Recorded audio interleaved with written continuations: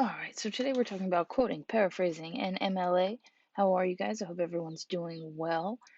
So let's just dive right into it here. We're going to start off with some definitions first off, because some of you may not know the difference between a quotation and a paraphrase. It's super, super simple, okay? If you are quoting, you are using the language word for word from a source, okay? This is someone else's idea, someone else's words.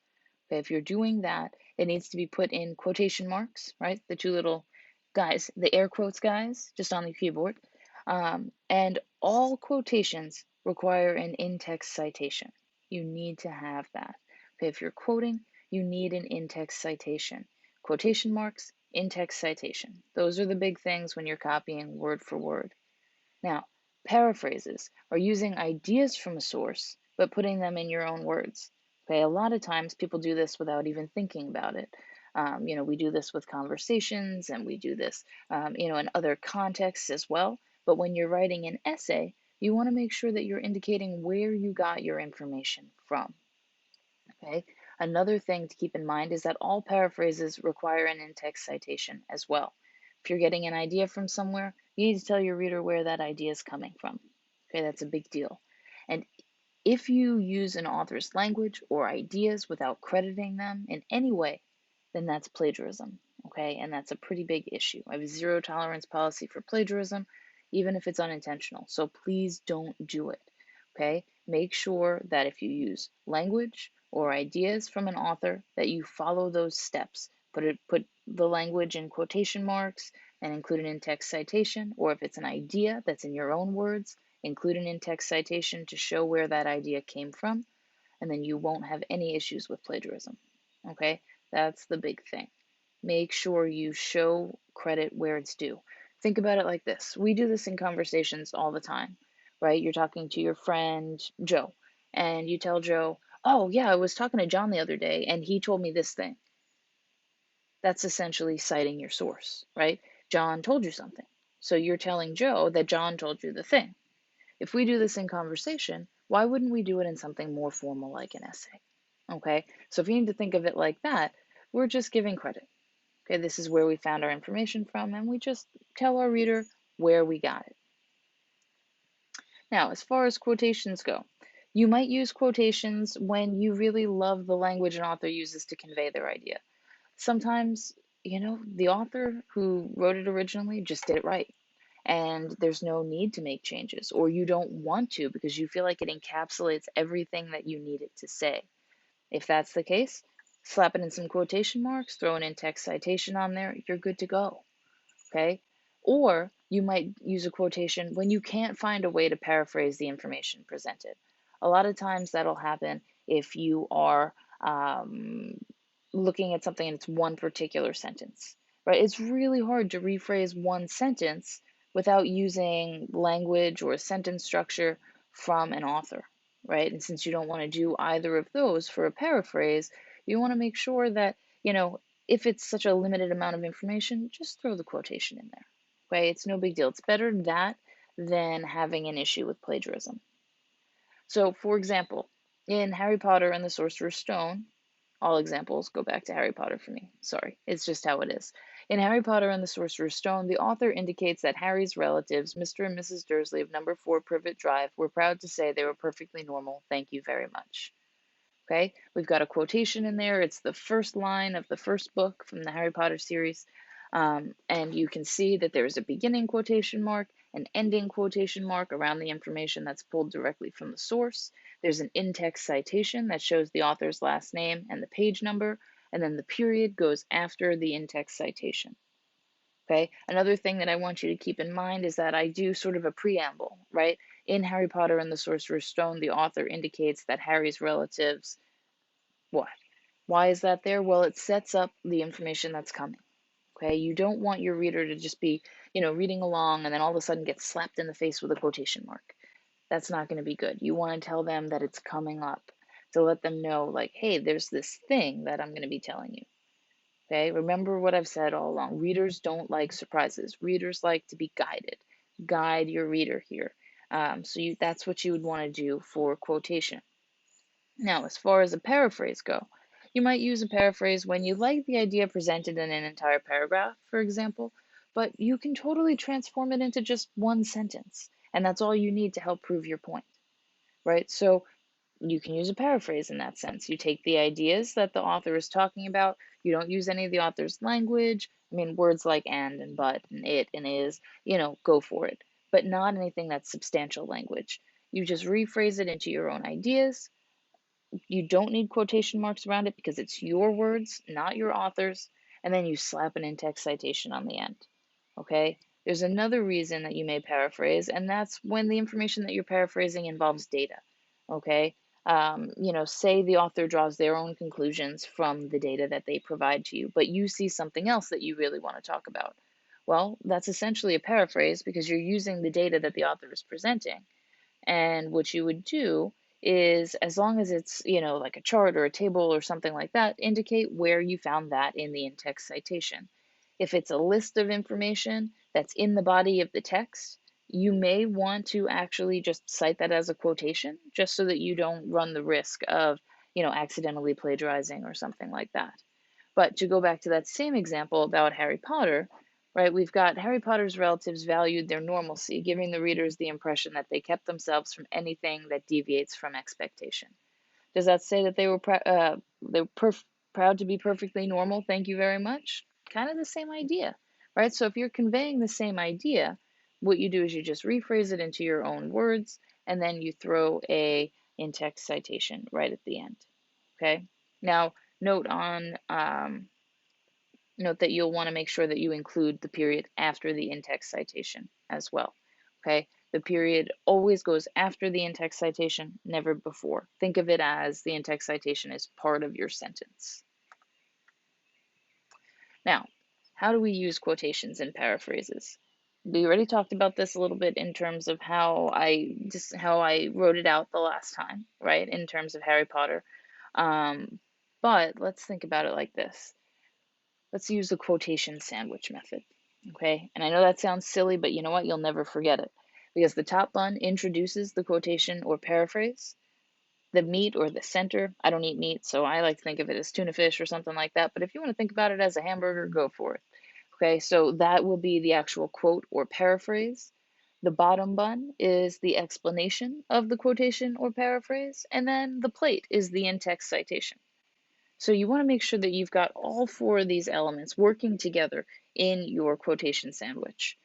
So you always want to introduce. That's why I said, in Harry Potter and the Sorcerer's Stone, the author, blah, blah, blah, blah, blah, right? It just gives the reader a heads up that this quotation or paraphrase is coming, okay? The actual quotation or paraphrase is important. And then the explanation, what you want to do with it, that's the biggest thing. Okay, think about trying to eat a sandwich without the bottom piece of bread or the bottom bun. You're just getting it all over your hands. It's nasty, right? You don't want to do that. So what you want to do is you want to have that bottom bun there to buoy it up. That's going to be, why is this in the essay? And make sure that the reader can clearly understand why that's in the essay. And then the plate, the in-text citation, that just goes at the end of the sentence that includes your quotation or paraphrase. If your explanation of the quotation or paraphrase, I'm going to reiterate some of this information in the next slide, but bear with me with the repetition.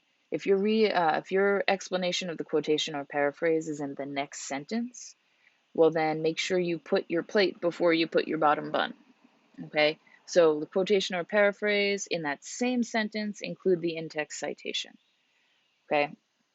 Now, again, the period for your sentence does not go before your in-text citation. So many people make this mistake. It's such a habit to finish a sentence, type a period, and then do what you have to do, right? But the period is the period goes after the in-text citation because the in-text citation is part of your sentence.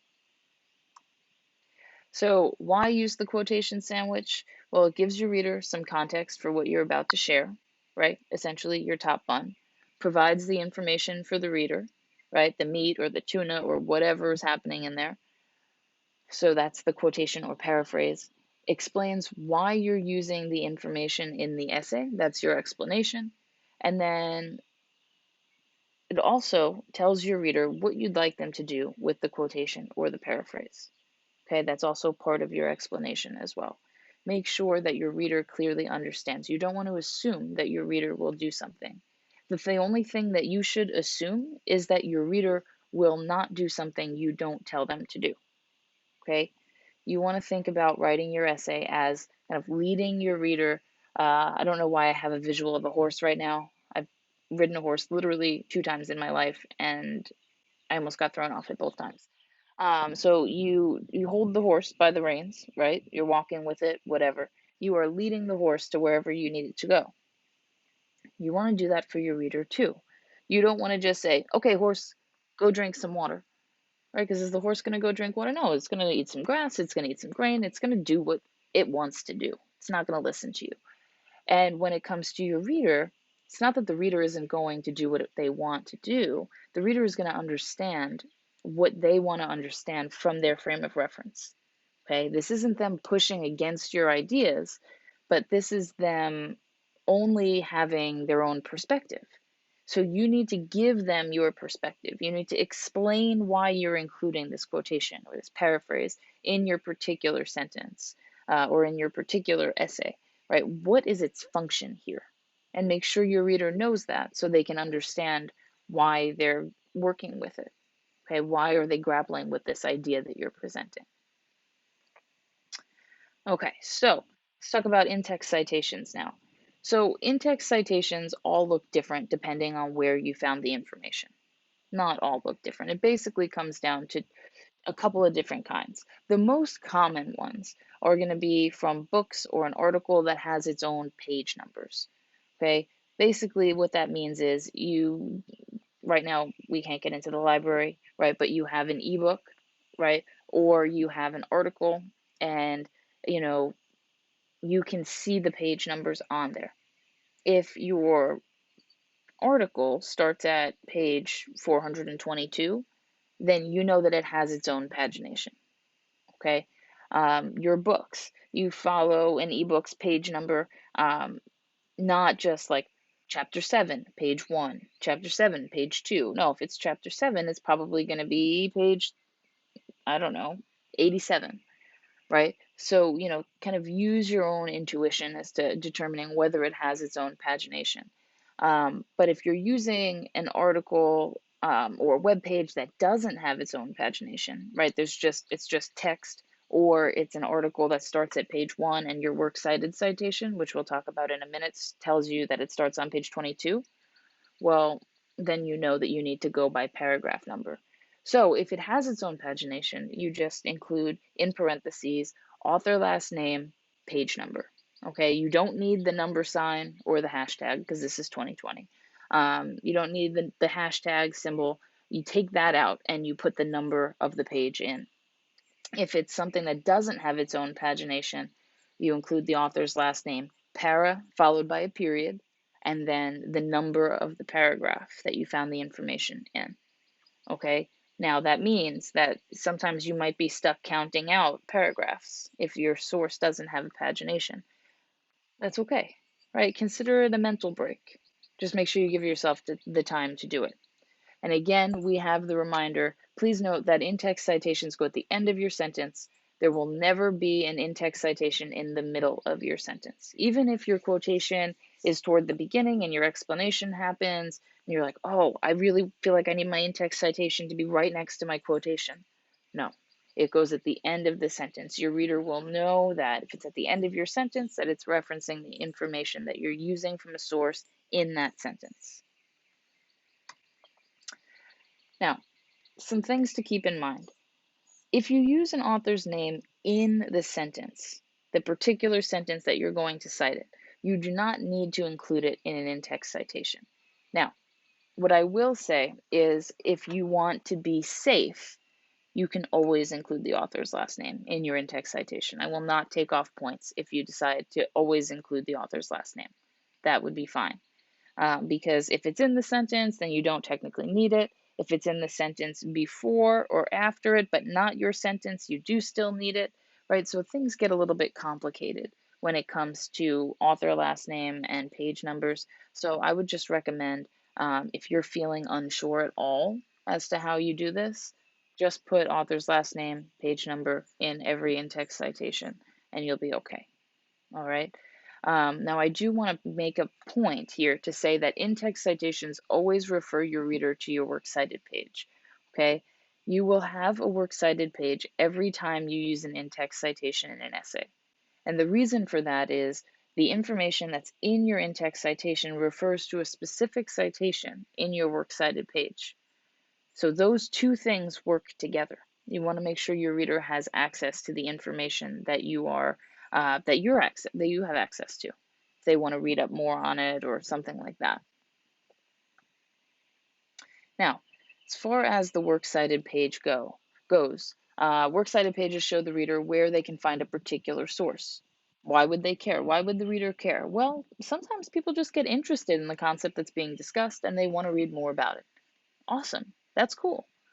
Sometimes they also maybe doubt you a little bit and they want to check the validity of something you've said. Maybe something that they've heard in the past, doesn't quite ring true to the way that you're framing it. So they want to double check that it's right. And they can do that, right? That's totally up to them. These are a couple of reasons. There are other reasons why you might include or why you might want to look at someone else's works cited page, but those are the biggest ones. Okay. Now I want you to keep in mind though that each type of works cited citation is different. Okay, you have books, articles, web pages, YouTube videos, songs, movies, right? And then a huge amount of other types of sources as well, right? The Bible has its own kind of citation. You've got tons and tons of different things. Uh, the ones that are most pertinent to our class, I've made a list for that include how to cite them in the works cited page, and then also how to cite in an in-text citation as well. Okay, and you can find that list in the term materials menu, tips and tricks for our course, writing tips, and then the document is called citing different types of sources. Okay, so refer to that when it comes to creating your works cited citations as well as creating your in-text citations. All right, you guys, I think that covers the information I want to talk about regarding quotations, paraphrases, in-text citations, and works cited citations. If you have any questions for me, please, please, please just reach out. Let me know what's going on. Have a great rest of your day. Do awesome things, and I will see you next time.